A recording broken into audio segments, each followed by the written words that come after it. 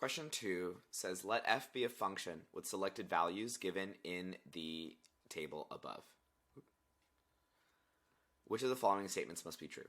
1. By the intermediate value theorem, there is a value c in the interval 0, 3 such that f of c equals 10. 2. By the mean value theorem, there is a value c on the interval such that f prime of c equals negative 2. And 3. By the extreme value theorem, there is a value c on the interval 0, 3 such that f of c is less than or equal to f of x for all x on the interval 0, 3. Now, at first glance, I'm going to say all of these are generally fine questions to ask because intermediate value theorem tells us, oh, there might be a number between here and here that is possible, right? Mean value theorem tells us, oh, there's a possible derivative here based on the criteria we're given. And then extreme value theorem tells us there's a maximum or a minimum somewhere. I'll write that down. I'm going to write possible f of c here, possible derivative, so f prime of c, and here possible max or min.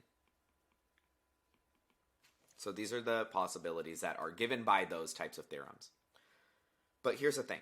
For the three theorems we're talking about, for the IVT, the MVT, and the EVT, it's true, they can help us make these predictions, but there's one criteria that always needs to be named in order for it to be true, and that is that all of these require that our function is continuous.